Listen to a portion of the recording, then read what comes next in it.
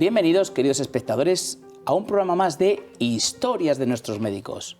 Un programa que lo que pretende es hacer un homenaje a nuestros doctores.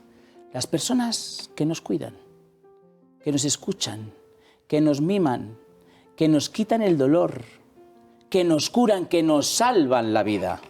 Hoy tenemos con nosotros a la doctora Almudena Fernández Bravo Rueda. Ella es jefa asociada del Servicio de Medicina Física y Rehabilitadora. Rehabilitadora. ¿Qué es? Bueno, hoy la tenemos aquí para eso. Nos va a contar cosas muy interesantes sobre la rehabilitación, que ya con la artrosis, etcétera, pues efectivamente a todos nos interesa. Pero antes le vamos a dedicar un poema.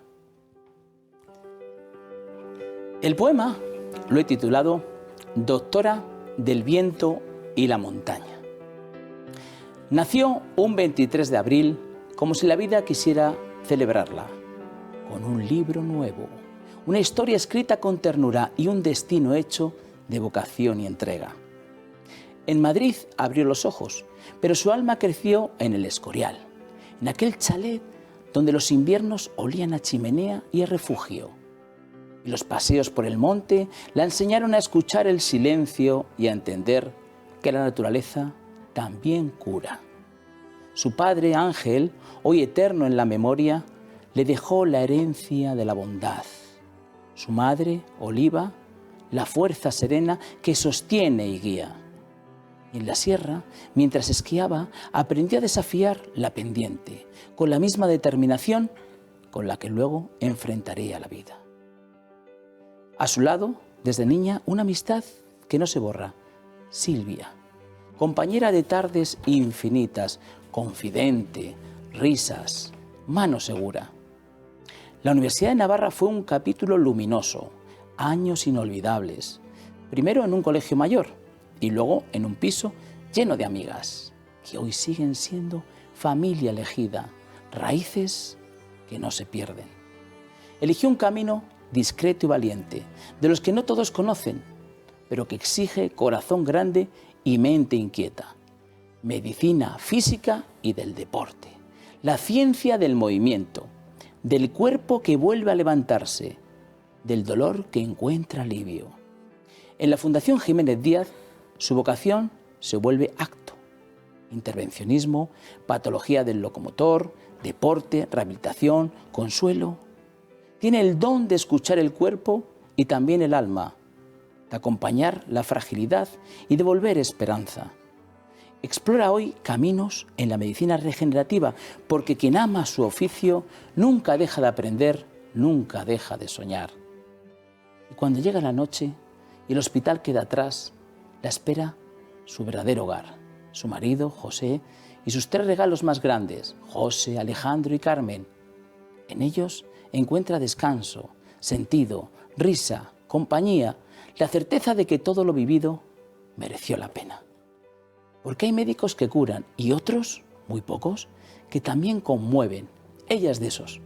Una mujer que camina firme, que recuerda el calor de aquella chimenea, que vuelve al monte cada vez que puede y que en cada paciente deja un poco de su luz.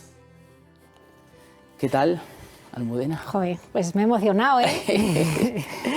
Bueno, pues me alegro que te haya gustado. De verdad, me ha encantado. Muchísimas gracias, lo primero, por permitirme estar aquí, por este poema y, bueno, pues por poder compartir una parte de mi vida y de mi profesión que me encanta aquí con todos vosotros y contigo.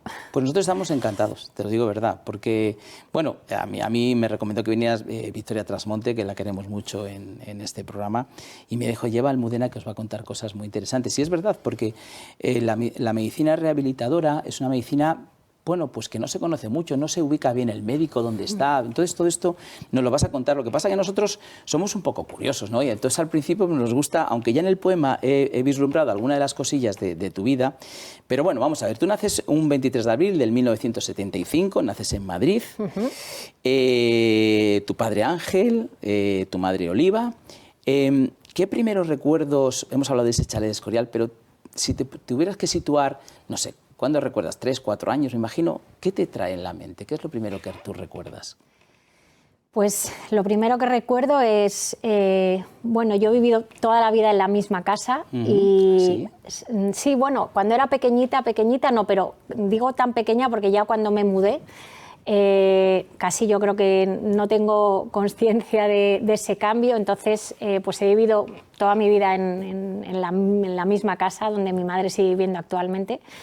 Y bueno, pues recuerdo este barrio del centro de Madrid, del barrio de Salamanca, mi padre que trabajaba a una manzana en el Banco Popular y bueno, recuerdo que me llevaba a su sitio de trabajo, recuerdo, bueno, pues esa vida con mis hermanos, esa vida de barrio en sí, que luego, en el fondo, lo que dices, me trae muchos recuerdos ese chalet del Escorial, porque yo, no sé, como el dicho que la cabra tira al monte, siempre me ha traído mucho a la naturaleza.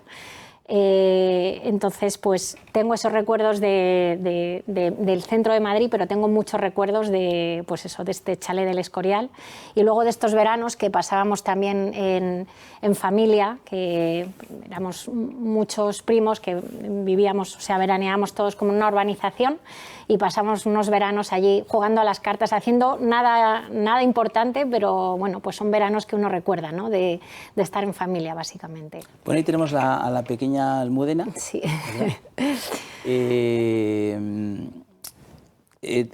Bueno, te iba a preguntar, bueno, ¿en qué colegio estabas? En el Jesús María, el colegio Jesús María, sí. ¿Está está en la calle Juan Bravo? Ah. Sí, en la calle Juan Bravo. Es un colegio de monjas y era solo de chicas, que antes eran chicas, chicos, chicas. Estaba cerca del colegio de los marianistas del Pilar. Y bueno, y allí también pasé desde parvulitos que llamaban antes hasta COU, o sea que... ¿Cuántos hermanos sois? Somos 3 hermanos. 3 hermanos. Yo soy la pequeña. Ah, la más pequeña. Yo soy la pequeña, ¿Los sí. demás? Mi hermano mayor, Ángel, Belén, la mediana, y yo la pequeña. Bueno, ¿la más revoltosa? No lo creo que sea la más revoltosa. No. No, yo creo que no. Yo he sido... Bueno, también tuve mi carácter, por lo que decía mi madre, pero bueno, yo creo que ya tenía un camino hecho. Yo creo que también eso de ser la pequeña, ya tienes el camino hecho y bueno, yo creo que era más o menos responsable dentro de todo. Almudena, ¿dónde te nace el tema de la medicina? ¿Hay alguna persona así en concreto, alguien en la familia? Pues... un tío, un hermano de mi padre, él era pediatra, pero es verdad que él vivía y ejercía en Ciudad Real, no tenía yo un trato de diario, ¿no? Pero bueno, probablemente un primo hermano mío también es médico.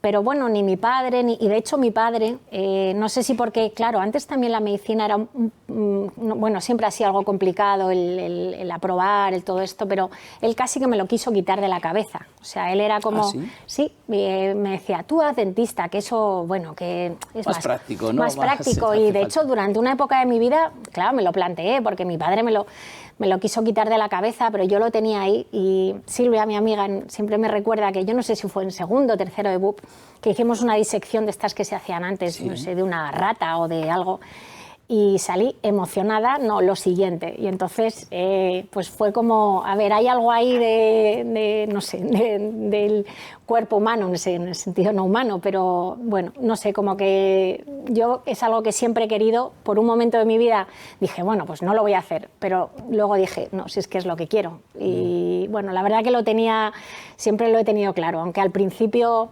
Como ya te he explicado, el primer año me costó, pero yo sabía que quería ser médico y al final quien quiere algo, si más o menos, dentro de que es una edad que a veces es complicado saber lo que quieres, pero si más o menos lo tienes claro, por un lado o por otro, hay que intentar llegar porque bueno, al final es lo que te Haces un paso por biológicas, ¿no? Sí, eso es. Y luego ya pegas el salto. Hice un año y te vas a la de biológicas.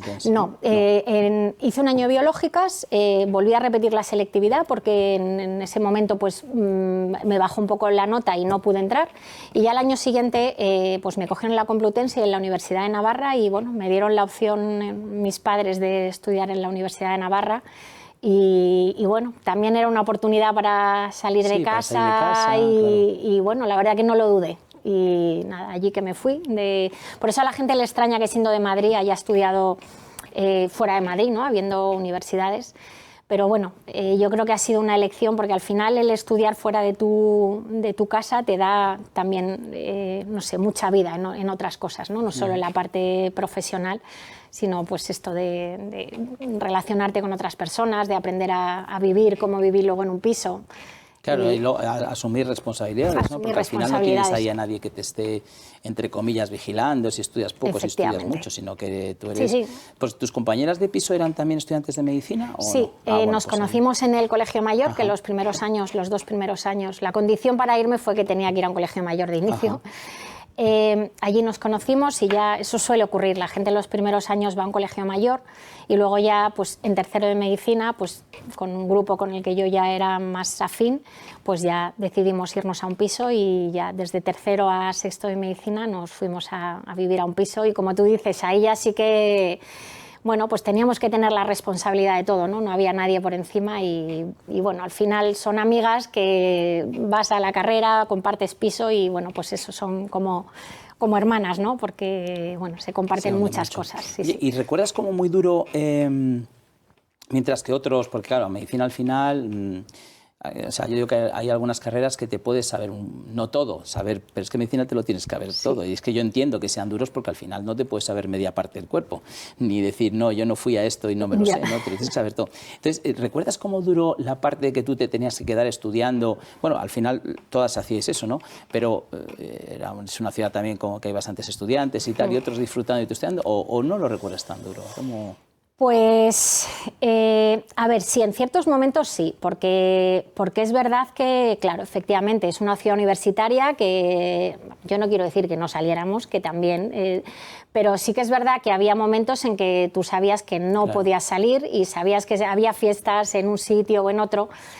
Pero bueno, yo creo que lo tenemos tan interiorizado y tan metido dentro, pues que tampoco, y luego tampoco te cuesta tanto. Y luego como al final nosotros estábamos nosotras 4, pues al final pues nos uníamos nosotras 4, ¿no? Entiendo que pues si estás en un colegio mayor, pues te juntas con los que estudian medicina, que saben que son los que más horas tienen que echar. Y yo no lo recuerdo, a ver, recuerdo momentos duros, pues que de levantarse a las 3 de la mañana, de levantarnos las 4 a las 3 de la mañana para unirnos en plenos exámenes y bueno, pues esos momentos sí que eran duros, pero no lo recuerdo como horrible, de qué desgraciada soy, de tengo que estar aquí estudiando mientras el resto de la gente está de fiesta, ¿no? No, yo creo que también como nos gusta y bueno, pues sabemos que es una carrera en la que, a ver, hay que esforzarse, esto está claro, pues no tengo un recuerdo muy malo de esto, ¿no?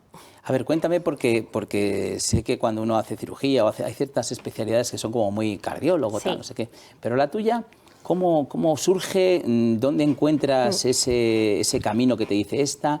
Porque tampoco es muy conocida, entiendo yo, durante la carrera, porque a lo mejor un fisio lo ve más, pero vosotros en concreto, ¿cómo surge esto? A ver, ¿cómo se hace una rehabilitación? La medicina física y rehabilitación es la gran desconocida, claro. Con razón, porque al final somos una especialidad. Bueno, en el fondo decimos que tratamos la función, ¿no? la discapacidad, en cierta manera, en distintas áreas. Efectivamente es muy desconocida en la carrera, porque hay muy pocas universidades que la oferten como tal. Abarcamos muchas cosas de muchas especialidades y estamos muy acostumbrados a trabajar de forma multidisciplinar. Somos un servicio central que al final tratamos la función de muchas especialidades. O sea, la medicina física y la rehabilitación no solo es del aparato locomotor, que yo es a lo que más me dedico, pues también está la parte de rehabilitación neurológica, rehabilitación infantil, rehabilitación cardiorrespiratoria, oncológica, suelo pélvico, o sea, es muy amplia. Y entonces, digamos que trabajamos en conjunto con estos distintos especialistas. Nosotros vemos de forma más global todos estos tratamientos con ellos y junto con los fisioterapeutas trabajamos muy a mano con los fisioterapeutas. Digamos que coordinamos un poco todos estos tratamientos. Pero realmente es una gran desconocida. Entonces, ¿yo qué pensaba cuando lo cogí? Pues uno viene a la mente, sí, yo quiero ser cirujano, yo quiero ser tal. Al final, en medicina también tienes que elegir un poco en función del número del MIR que has sacado, ¿no? Entonces, con el número de MIR que tú tienes, la ciudad también, porque a lo mejor puedes hacer una especialidad que tú crees que te gusta, pero te tienes que ir a Canarias, ¿no? Entonces, al final, esta especialidad que es desconocida, yo pensaba, trata muchas cosas que a mí me gustan, o sea, trata la parte del aparato locomotor por un lado, también hay otra parte de amputados, tratamos a los pacientes amputados en su protetización, que es una parte muy bonita a la que yo también me dedico. Eso es ponerse cuando se pone la prótesis. Claro, ¿no? una vez después de la amputación, nosotros digamos, prescribimos el tipo de prótesis y ayudamos, o sea, trabajamos junto con el fisioterapeuta el proceso de recuperación de un paciente amputado, ¿no? Entonces, sin yo conocer mucho la especialidad, porque la realidad es que tampoco la conocía porque muy poca gente, incluso los propios médicos la conocen, es como una intuición que decía, esto me tiene que gustar, ¿no? Nosotros ahora estamos haciendo que los estudiantes, y de hecho nosotros ahora tenemos todos los años muchos estudiantes de la Autónoma, que en nuestro hospital está adscrito a la Autónoma, para que lo conozcan. Y todos, de verdad, todos salen asombrados de todas las cosas que hacemos, ¿no? Porque dicen, joder, es que no sabíamos que fuera tan amplia, que hicieras tantas cosas. La parte de lo que llamamos rehabilitación intervencionista, que yo a eso también me dedico mucho, pues toda la parte de infiltraciones asociados a un proceso de fisioterapia, de ejercicio terapéutico. Es decir, es tan amplia que ahora lo que pretendemos es que los estudiantes la conozcan. Luego la podrás elegir o no, pero bueno, realmente fue una intuición. Y de hecho, tengo un familiar que me decía, bueno, pero esto de la rehabilitación, porque antes es verdad que, bueno, quizá no era tan elegida, dice, ¿tú estás segura? Porque esto no sé si te va a gustar. Y bueno, yo dije, yo creo que me tiene que gustar. Y entré y bueno, y la verdad que... ¿No la cambiarías? No la cambiaría. No la cambiaría. Nadie suele ir a un médico rehabilitador, ¿no? Siempre vas derivado de otra especie. Claro, ¿o sí? Es verdad que normalmente, como te digo, vienen después a lo mejor de otro médico y los valoramos nosotros, pero ahora como, por ejemplo, un tratamiento conservador, hay ciertas patologías, pongo una patología del aparato locomotor. Muchas veces también hacemos de primer filtro, porque a lo mejor en ciertas patologías de aparato locomotor, digamos que el 90%, 80-90%, lo que no van a necesitar un tratamiento quirúrgico de inicio. Entonces, la mayor parte vienen a un tratamiento conservador y eso consiste en fisioterapia, ejercicio terapéutico y otros tipos de tratamientos. Entonces, nosotros ahora se está imponiendo bastante el modelo que también nosotros somos como un primer filtro, como la mayor parte van a requerir un tratamiento conservador, pues nosotros lo vemos, hacemos ese tratamiento conservador y, bueno, y en función de si consideramos que es quirúrgico, pues lo derivamos. Son modelos que se están implantando cada vez más porque, bueno, pues por ejemplo, porque pongo un cirujano ortopédico, por ejemplo, igual... a lo mejor tampoco hay muchos se dedican a la cirugía y claro, la patología es tan prevalente que al final nosotros como médicos rehabilitadores estamos incluso dentro de servicios de traumatología o dentro de servicios de rehabilitación haciendo de primer filtro. No sé si me entiendes. Sí, perfectamente. Sí, que a veces sois el primer filtro por los que vienen, claro, pero a veces viene efectivamente. derivado. O sea, que ya entonces, siendo también... ese modelo, la verdad que cada vez se llaman unidades de aparato locomotor. Al final son especialistas que me pongo aparato locomotor porque quizás es yo lo que más trato, pero bueno, que se puede extrapolar también a otras subespecialidades. Son unidades de aparato locomotor donde hay médicos que pueden ver la patología inicial y luego hay cirujanos que realmente, claro, ellos son muy especialistas en distintas cirugías. Entonces, bueno, pues esas unidades de aparato locomotor, pues nosotros ahí hacemos un papel importante también. Claro, tiene mucha lógica porque vosotros lo veis más en términos más generales, ¿no? Vosotros luego podéis ver si una persona necesita, el fisio al final va al hecho concreto de tratar una cosa en concreta, una rodilla, lo que sea, pero tú puedes ver más en general si es más, vamos a pasar por el fisio, pero puede ser luego el traumatólogo el que lo tiene que tratar o cualquier cosa, es decir, digamos que de alguna manera... Sí, una visión un poquito más global, claro. Muchas veces también pues, es necesario prescribir medicación o combinarlo con alguna técnica de, pues eso, como pues, técnica para o regenerativa o no regenerativa para controlar el dolor con algún tipo de infiltraciones. Y bueno, esa visión quizá un poquito más global somos los que nosotros, que no somos quirúrgicos, digamos, podemos aportar, ¿no?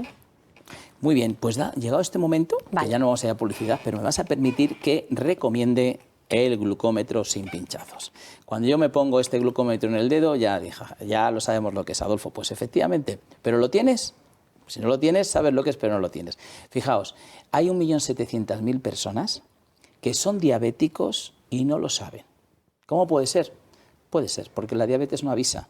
Es una enfermedad que en silencio va haciendo su daño. Fundamentalmente lo que hace es que calcifica las arterias, las endurece, con lo cual, claro, la circulación va mucho peor. Aquellas arterias chiquititas del riñón, de la vista, del corazón, pues va dañándolas mucho.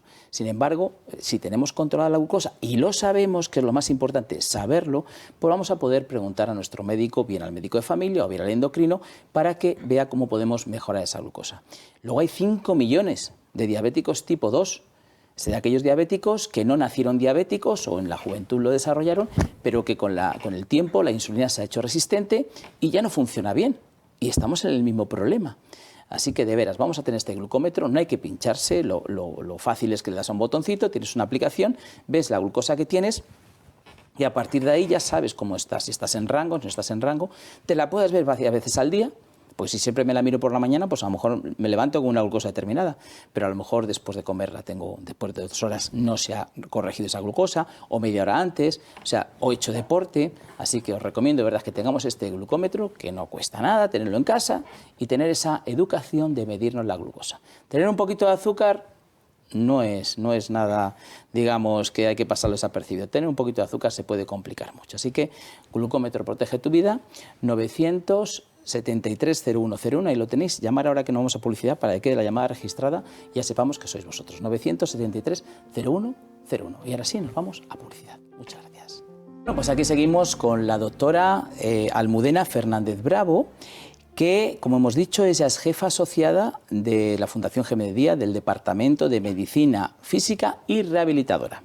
Hemos dado ya unas pincelitas sobre lo que es la medicina rehabilitadora, pero voy a preguntarte unas cuantas cosas, si eres tan amable de contestarnos, Almudena, porque estoy seguro que nos interesa mucho, ¿no?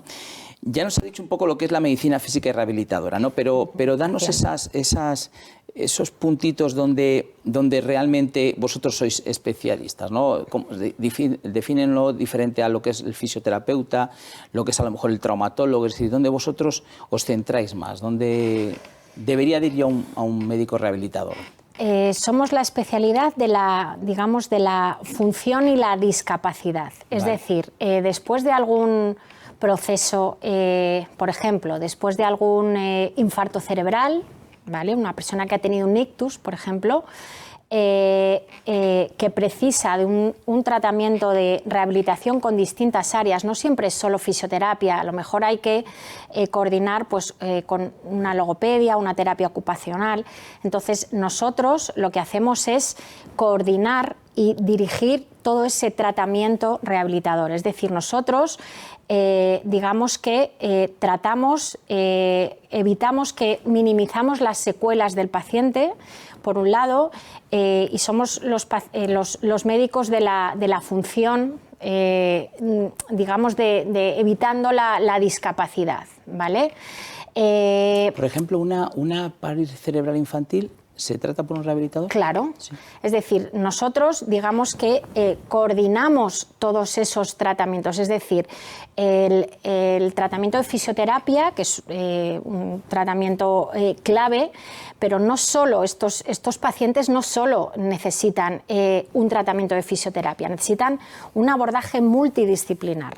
Y nosotros lo que hacemos es coordinamos todos estos tratamientos. Tenemos esta visión global con los distintos especialistas, como digo, por ejemplo, un terapeuta ocupacional, que no es lo mismo que un fisioterapeuta, un logopeda, un fisioterapeuta y luego otras técnicas, a lo mejor, digamos, o intervencionistas, o si hace falta un tipo de silla adaptada, de órtesis o de prótesis adaptadas. Nosotros aunamos todos esos conocimientos y los coordinamos, es decir, un fisioterapeuta trabaja una parte fundamental, pero ese tratamiento, esa función, la conseguimos, digamos, con todos esos profesionales. Y digamos que nosotros somos los que aunamos, he puesto este ejemplo de... Sí, está clarísimo.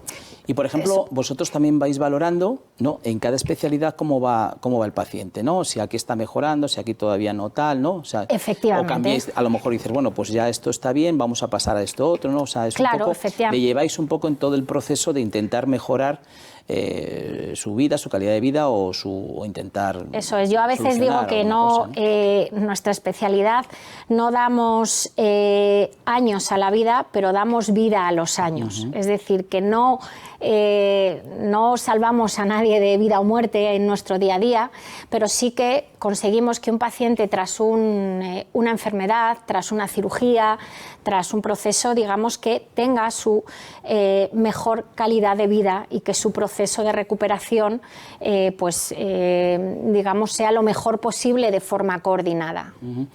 Tú estás, Almudena, en la Fundación Jiménez Díaz, de la cual aquí somos fans de esa fundación, de este hospital. Yo, por ejemplo, porque soy usuario, ¿no? Y mi familia también, y sé lo bien que se trabaja en ese hospital. No quiere decir que los demás no, pero yo hablo del que conozco también, como conoces tú, ¿no?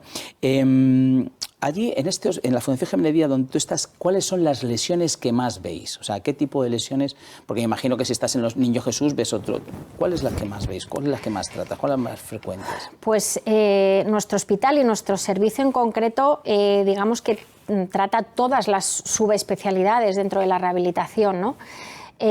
Lo más frecuente en la rehabilitación en general son la patología del aparato locomotor, tanto paciente tras una cirugía o pacientes con dolores del aparato locomotor, y luego la parte neurológica, como te digo, tras un ictus, por ejemplo, un infarto cerebral o una parálisis cerebral infantil, pero también menos frecuente, pero sin duda toda la patología, hay rehabilitación del suelo pélvico, cardiorrespiratoria, rehabilitación vestibular, también en pacientes con procesos de otorrino también requieren una rehabilitación específica. Lo más frecuente es aparato locomotor y neurológico, pero, insisto, se abarcan muchas otras áreas. Ahora también está desarrollándose cada vez más la rehabilitación oncológica, es decir, el ejercicio físico en pacientes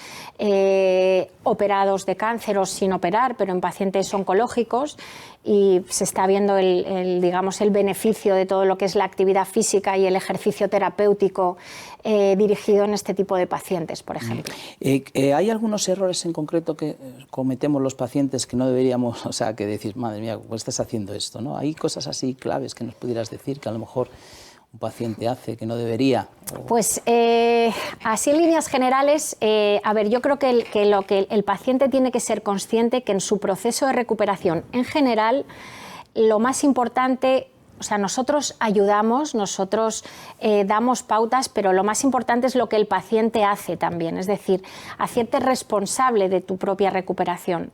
A veces los pacientes lo que quieren es que le hagan, ¿no? Que a mí, que me hagan, pero cuando lo más importante para este proceso es que el paciente colabore también, es decir, siempre tienen que hacer, por ejemplo, ejercicios en domicilio, y toda esa parte de que el paciente sea consciente de todo lo que él tiene que hacer, que es responsable él mismo de su recuperación, es fundamental. Y a veces es lo que más nos cuesta, es decir, el paciente cree que va un día o va dos, a mí que me hagan y yo no hago nada más. Y eso es lo que siempre intentamos, involucrar al paciente, que se haga responsable él de todo su proceso, ¿no?, de recuperación.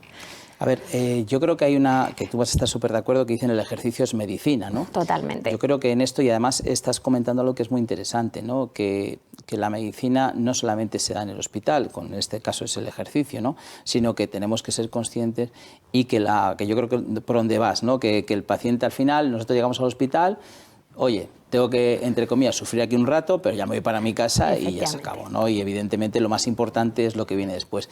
¿Cómo se puede convencer para eso? Porque yo lo que veo difícil aquí es eso, que yo me vaya de tu consulta y diga, no, cuando llegue a casa voy a hacer no sé cuántas veces así, subir no sé cuántos, voy a hacer esto, voy a agacharme no sé cuántas veces. ¿Cómo se convence de eso? ¿Cómo...? Es complicado, esto es nuestro día a día, ¿verdad? Pero sí, es muy complicado. Bueno, yo creo que pues eso, es intentando que el paciente pues sea consciente de que 1, 2, 3 o 4 horas a la semana, porque da igual que sean 3 días a la semana o 4, eso, digamos, no es suficiente, ¿vale? Y luego, eso por un lado, y luego que los procesos son lentos, que otra cosa también es que la gente quiere resultados rápidos, inmediatos, ¿no?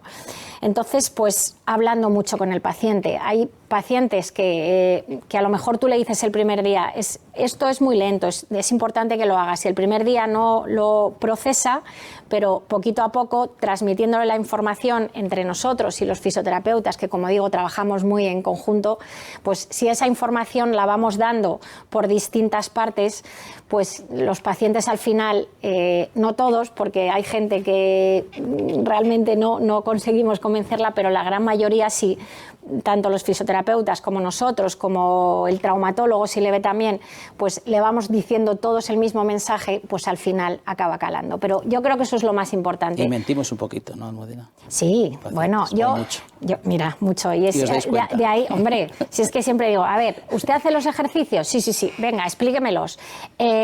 Bueno, pues... y no saben cuáles son. Entonces, y entonces yo siempre digo, si no, o sea, si es por su bien, ¿no? Pero sí, efectivamente, al final la gente a veces se autoengaña, ¿no? Nos intenta mentir a nosotros, pero en el fondo es un autoengaño. Depende mucho, cada uno se tiene que hacer responsable de su propia recuperación. Nosotros ayudamos mucho, sin nosotros probablemente en muchas ocasiones no es posible, porque los pacientes no saben lo que tienen que hacer, ¿no? Pero al final el verdadero responsable de su mejoría es el paciente, eso es así. O sea que es importante concienciarnos nosotros, los médicos nos orientan, además un rehabilitador con más sentido, orienta un poco a todo con respecto, pero nosotros somos los que tenemos que poner nuestra parte, si nosotros no ponemos, ellos pueden hacer poco, así que vamos a apuntarnos esto que es importante. El otro día estuvimos aquí con el doctor Luis Muñoz, que trabajáis juntos porque él es, digamos, lleva todo el tema de anestesiología también en la fundación. Sí. Y hablábamos del dolor crónico. El dolor crónico se puede reeducar de alguna manera porque es algo que preocupa muchísimo. Es decir, nos vamos haciendo cada vez más mayores, con suerte, en el sentido de que vivimos más años, pero se cronifican enfermedades, pero es que el dolor...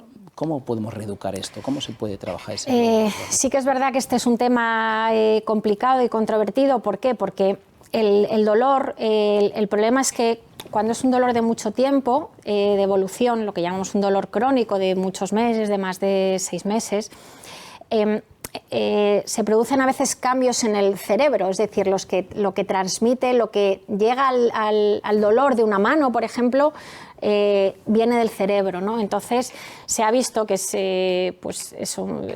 que en gente con dolor crónico al final hay digamos cambios incluso en la estructura cerebral. Entonces son tratamientos complejos que a veces... ¿Eso significa que acaba acostumbrándose? Bueno, sí, que hay, digamos que lo llaman se llama sensibilización central, es decir, que ya digamos que hay un dolor bueno, que es un dolor cuando uno se quema, hay una respuesta, ¿no? Ese es un dolor que necesitamos. Pero unos inputs que llamamos repetidos de dolor al final hacen que el cerebro, digamos que se vuelva un poco loco, entre comillas, ¿no? Y entonces cambia incluso su estructura cerebral. Entonces hay que trabajar ese dolor desde varios aspectos, no solo desde la parte de analgésicos, antiinflamatorios, sino desde la parte incluso neuropsicológica, porque hay que reeducar al cerebro, ¿vale? Nosotros estamos también haciendo digamos un proceso muy interesante que es de afrontamiento activo del dolor. Nosotros lo estamos haciendo también junto con psiquiatría para en estos pacientes que llevan tiempo intentar que entiendan, simplemente con entender, digamos, esto que les está pasando, es decir, que es el propio cerebro el que ha cambiado un poco su estructura, digamos que uno hace que la percepción del dolor sea menor. Hay un neurólogo que ha estudiado mucho de esto, que es no pain, no pain. Si conoces tu dolor, no de conocer, no hay dolor. Es decir, que el afrontamiento neuropsicológico en estos pacientes es fundamental. No es los pacientes a veces es difícil explicarles que no están locos, es decir, cuando les decimos hace falta un abordaje psicológico, un abordaje psiquiátrico en ocasiones, no es porque un paciente está loco, sino que un dolor crónico afecta a muchas esferas, a la esfera emocional, a la esfera del sueño, y todo eso hay que abordarlo, porque no es solo una pastilla, no es solo una infiltración. Muchas veces hay situaciones complejas ya de mucho tiempo que necesitan un abordaje digamos, de distintos especialistas. Y bueno, lo que intentamos es que un paciente no llegue a esa situación, ¿no? Por eso se intenta que un dolor agudo y subagudo no se cronifique, ¿no? Controlar un poquito ese dolor para que esos inputs no acaben, digamos, produciendo esos cambios cerebrales. ¿Y el dolor, Almudena, es más una cuestión de que cada uno tenemos un umbral o es una cuestión más de gestionar ese dolor? Es decir, el que dice, ante dos dolores iguales, uno dice, tampoco es tanto, ¿no? Y otro dice, no puedo más. ¿Es umbral, o sea, es genes que nos duele más o es gestión de ese dolor? Muchas veces es gestión. Hay muchos factores, e incluso un factor cultural también. O sea, digamos que el dolor se describe como, digamos, como una percepción. Entonces, hay algún factor digamos, de umbral, como dices, pero la mayor parte de los dolores pues, es multifactorial. Influye mucho pues, los factores emocionales, muchas veces, es decir, por ejemplo, un estrés crónico muchas veces se relaciona con más dolor, es decir, es un conjunto de situaciones, no solo es un umbral. Y luego, por ejemplo, siempre dices que por la noche me duele más, ¿no? Cuando me voy a la cama me duele. Claro, a lo mejor es porque nos concentramos más en el dolor. Claro, ¿no? eso de focalizarse, por eso esa parte de afrontamiento que decimos es simplemente no estar focalizado en ese dolor. Simplemente con uno pensar en otra cosa hay menos dolor. Y eso está descrito, o sea, es que eso es así. Por eso uno por la noche, como bien dices, está pensando en su dolor y eso aumenta esa percepción del dolor. En cambio, si uno intenta no pensar en su dolor, distraerse, hacer otras cosas, el dolor disminuye. Por lo tanto, es una percepción, no es solo que tengo dolor o no, sino hay otros factores que se relacionan con ese dolor. No me gustaría dejar de hablar de algo que afecta a muchas personas, me parece que son 7 millones, que es la artrosis. Me imagino que la artrosis es una de las patologías que más tratáis. Gente mayor, pero ya no tanto gente mayor, sino también gente deportista, a ti que te gusta mucho el deporte y tal, evidentemente el desgaste, ¿no? ¿Qué avances hay con respecto a la artrosis? ¿En algún momento podremos decir que es una enfermedad bueno, pues que la vamos frenando? Cuéntanos cosas de ella. Pues bueno, aunque parezca mentira, a día de hoy que la gente también se sorprende con todos los avances, cura para la artrosis no hay. Sí que hay tratamientos, digamos que con tratamientos menos invasivos estamos consiguiendo, pues, digamos, disminuir ese dolor, modular un poquito esa progresión de la artrosis, pero... Y de ahí, bueno, pues la parte que yo trato bastante y me gustan estas técnicas regenerativas que se llaman, pero a día de hoy, digamos, cura de la artrosis no hay. Hay también distintos tipos de artrosis según qué tipo de articulación y hay otros factores también, pero si la pregunta es, ¿ha habido avances? Ha habido avances, digamos, para retrasar en muchos casos, por ejemplo, una indicación de cirugía, pero cura como tal de la artrosis a día de hoy no hay. Sí que se conoce que antes era una entidad puramente mecánica.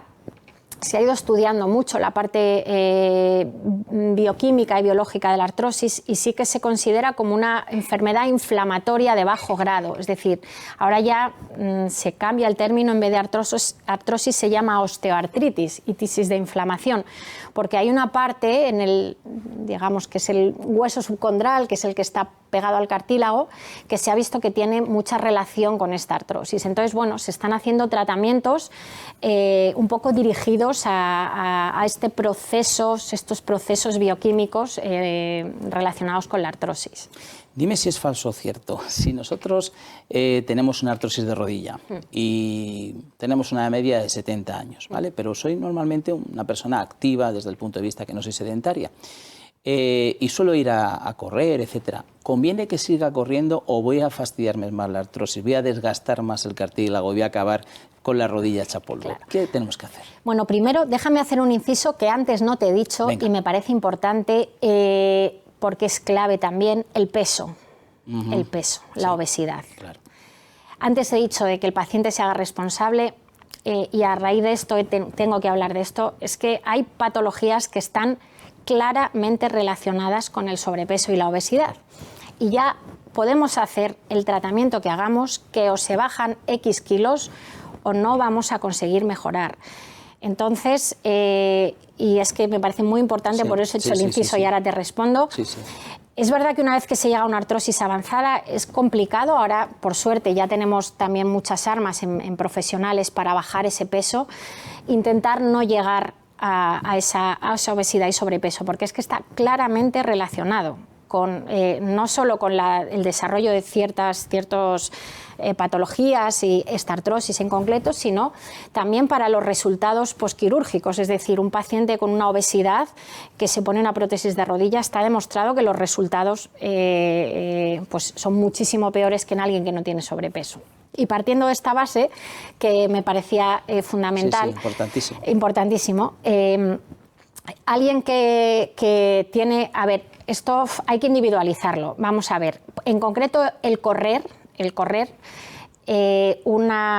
digamos, no grandes, no muchísimos kilómetros, correr pocos kilómetros, hablamos de esto, no ha demostrado un aumento, un empeoramiento de la artrosis. Es verdad que sí que está relacionado con, digamos, con correr muchos kilómetros, con o sea, alguien que corre muchas maratones con mucha frecuencia. Entonces, si la pregunta es, primero hay que ver qué grado de artrosis, porque hay veces que es una pequeña degeneración del cartílago sin más, que haciendo algo de fortalecimiento no hay por qué parar. Si es una artrosis muy avanzada y son muchos kilómetros, probablemente sí que habrá que parar. ¿Vale? No sé si te ha ayudado, creo que hay que individualizarlo, pero muchas veces también creo que a veces los médicos pecamos un poco de decir, no, pues no hagas nada. No, a veces el reposo es peor, ¿vale? Veo gente que ya, porque hace X años le dijeron, no, es que a mí me han dicho que ya no puedo hacer nada de deporte. Y eso está empeorando, porque el tener un fortalecimiento de las articulaciones previene vamos, el dolor, y previene, no es que minimice la artrosis, pero sí que disminuye claramente el dolor. Entonces, hay que individualizar, pero a priori no de forma abusiva, pero el reposo tampoco es bueno. O sea, tampoco se puede buscar otras alternativas, pues piscina, ¿no? Deportes sin impacto, claro, efectivamente. Impacto. Y sobre todo, digamos que crear fortalecer en general la musculatura, es que crear como una estructura fuerte, y eso protege en general las rodillas, la columna, los hombros, todo. Si uno tiene, por eso nuestra parte, lo que decimos de que el paciente lo haga en casa, o sea, no se trata de durante X meses que estoy haciendo rehabilitación, sino probablemente estos ejercicios de fortalecimiento, que es la mayoría de lo que enseñamos, hay que hacerlo de por vida, ¿vale? O sea, el deporte es salud, ya no es estar mejor, que uno se sienta mejor, que también es salud, y más a partir de una edad en la que vamos perdiendo masa muscular, masa ósea. El ejercicio de fuerza es clave, ¿vale? Entonces eso, que la gente, yo creo que ahora ya está más mentalizada, pero antes, a partir de cierta edad, ya parecía que no se podía hacer ejercicios de fuerza, todo lo contrario. O sea, cada vez está más demostrado. En mujeres, por ejemplo, en edad menopáusica, está demostrado el beneficio del ejercicio no solo aeróbico, sino también de fuerza. Entonces, pero todo eso hay que hacerlo de manera, digamos, constante. O sea, de poco sirve hacerlo un mes, me encuentro mejor, ya no me duele el hombro, ya no me duele la rodilla, y dejo de hacerlo, porque a los 3 meses probablemente vuelvas a tener lo mismo. No me quiero ir sin hacerte una pregunta, porque se habla mucho de las infiltraciones, ¿no? Y hay gente que se pone una infiltración, oye, ya no me duele nada, oye, qué bien. Y otras personas que dicen, pues a mí me sigue igual. ¿Esto qué se infiltra? Cuéntanos qué se infiltra, qué hay de todo esto. Explícanos. Bueno, me encanta, es mi tema estrella, pero... A ver, infiltraciones hay de muchos tipos y en muchos sitios distintos, incluso dentro de la misma articulación o tendón o ligamento.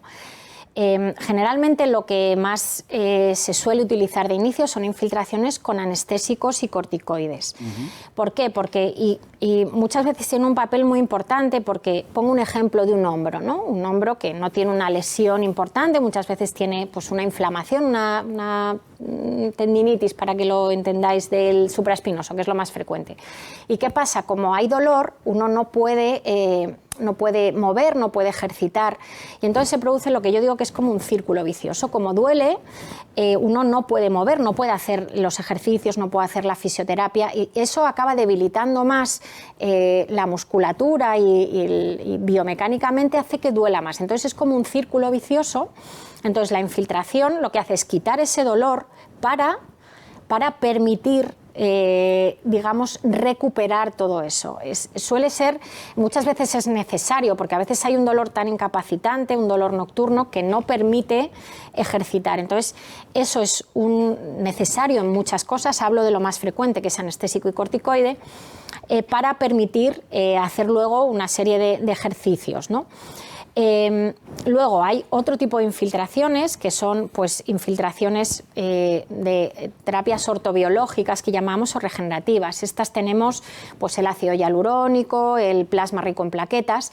Estas digamos digamos, no tienen un efecto tan rápido, pero lo que hacen es a medio o largo plazo, digamos, el ácido hialurónico como que lubrifica más las articulaciones. Y el plasma rico en plaquetas a medio largo plazo también es como un antiinflamatorio y un neuromodulador de esa progresión, ¿vale? Entonces, pues como digo, lo que se suele infiltrar generalmente de inicio cuando hay un dolor muy intenso es anestésico y corticoide, y si queremos a medio largo plazo ayudar, pues estas técnicas como pueden ser el ácido hialurónico o el plasma rico en plaquetas es lo que se suele infiltrar. Pero dentro de eso hay un campo muy, muy amplio, o sea, se pueden infiltrar tendones, ligamentos, articulaciones, y eso hay que individualizarlo según cada patología. Que es un proceso anterior normalmente a cualquier cirugía, ¿no? Antes de... Claro, a ver, hay procesos que son quirúrgicos de inicio, o sea, hay roturas tendinosas, por ejemplo, que son quirúrgicas, pero generalmente sí se utilizan antes. Bueno, pues llegado este momento te voy a hacer un regalo, si me permites. Estamos hablando de un jamón de bellota 100% ibérico, navarretinto. Además, han tenido el gusto de poner historia de nuestros médicos cuando los has visto. Y además, mira, aquí hay una frase, unas cuantas frases de Gregorio Marañón. Dice, no hay una sola enfermedad en la que el médico, si no está inficionado de pedantería, pueda prohibir el jamón con fundamento. Su eficacia nutritiva y la levedad con la que se digiere lo convierten casi en una bienhechora medicina. Casi nada de Gregorio Marañón, ¿eh? Así que yo te voy a hacer regalo de navarretinto para que lo tomes con José esta noche, cuando estéis con un vinito. Y nada, ya saben, ahí hay un teléfono. Ese teléfono es para llamar a navarretinto, para pedir probarlo, para pedir un jamón entero. Ahora que estamos casi en Navidades, qué mejor que tener un buen jamoncito. Y tienen un 10% de descuento si dicen que han llamado y lo ha visto en este programa. Así que les recomiendo navarretinto. Y dado este momento, vamos a ver alguna foto tuya, si te parece bien, familiar, de actualidad. Vamos, así nos presentas a tu familia, porque José, tu marido, es traumatólogo. Sí. ¿Hay pelea ahí entre el traumatólogo? No, la verdad que no. Bueno, o sea, estáis bien. Sí. Bueno, aquí tenemos a tus niños, os voy a recordar los nombres, ¿o no recuerdas tú? José, sí, Alejandro. José, Alejandro y Carmen. Y Carmen, sí. ¿no?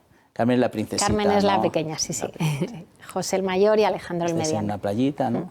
Sí. Aquí esquiando, aquí estáis más, ¿no? Sí, aquí estamos mi hermano y mis sobrinas, que también solemos ir con ellos a esquiar y nos gusta bastante. Y... ¿Dónde estáis? ¿En qué zona? Esto es en Cerler. Sí, solemos ir al Pirineo, nos gusta mucho. Oye, ¿qué tal esquiar para las rodillas? Fabuloso, ¿no? Sí, uno no es lo peor, pero ¿no? la clave es ir... Tener endurecidas. Claro, ir, sí. claro, hay que tener una estructura, hay que tener una musculatura porque te protege. Es verdad que, a ver, tiene sus riesgos, ¿eh? Yo me gusta mucho esquiar y lo voy a intentar defender, pero, a ver, está claro que las lesiones del cruzado, bueno, y otras lesiones, pues están ahí. Lo que también es cierto, Almudena, es que yo veo a veces gente que no ha hecho nunca deporte, que se jubila y se pone a hacer deporte que no hubieran mañana. Ese es el problema. Ese también es otro problema. Ese es el problema. Que de repente les ves ahí, yo que vivo cerca del Retiro, les ves con el Retiro, pum, pum, y no sé, a lo mejor sí, pero dije, como esta persona ha hecho deporte con la velocidad que va, igual no es conveniente para todo el cuerpo, ya no digo para el corazón. Claro, ese es uno de los principales problemas. Gente que nunca ha hecho o que hace muy poquito deporte y de repente quiere o pasa a un otro extremo. Yo siempre digo que esto necesita una progresión, sentido común y progresión, ¿vale? Y escuchar al cuerpo. Es decir, si uno no ha hecho nunca, no se puede igualar. Pues, por ejemplo, muchas mujeres también me preguntan, o más mayores, ¿es bueno hacer el pilates? A ver, es bueno, el pilates es muy buen ejercicio, pero si nunca has hecho, no te puedes meter en una clase de un nivel avanzado de gente que lleva 15 años haciendo pilates porque te vas a hacer daño. Entonces, si tú nunca has hecho, adáptalo, vete a una clase de 1 o 2 personas que te vayan dirigiendo y poco a poco vas a ir encontrando un poco tu nivel. Si tú pasas de no hacer nada a un nivel muy alto, te vas a hacer daño, no porque el pilates sea malo, sino porque no has tenido una adaptación y una progresión. Y esto en general es lo que ocurre. Sí. Claro. Vamos a una fotito más de la familia de Almudena. Bueno, Costa Rica. Sí, esto ha sido este verano, sí. Ha sido, bueno, qué país más maravilloso, Costa Rica, ¿eh? Sí, si te gusta la naturaleza y te gusta... ¿Cuántas especies hay ahí? Vamos, desde la ranita no sé qué hasta el cocodrilo no sé cuánto, ¿verdad?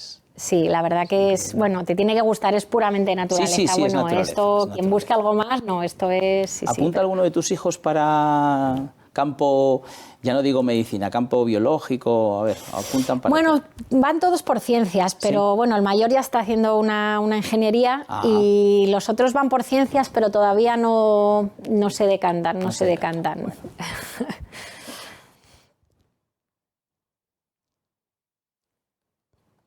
Y aquí tenemos más familia. Aquí está tu mamá, ¿no? Sí, mi madre es la del fondo, la otra es mi tía, la hermana de mi madre, y ellas son mis sobrinas y mis hijos. Esto en Marbella, que también pasamos muchos veranos allí, que mi madre tiene una casa. Y bueno, pues esto es en un restaurante que solemos ir un poco de tradición al lado de nuestra casa. Y es como el inicio del verano, cuando vamos allí, así están todos tan contentos. Bueno, nos queda una última foto. Sí.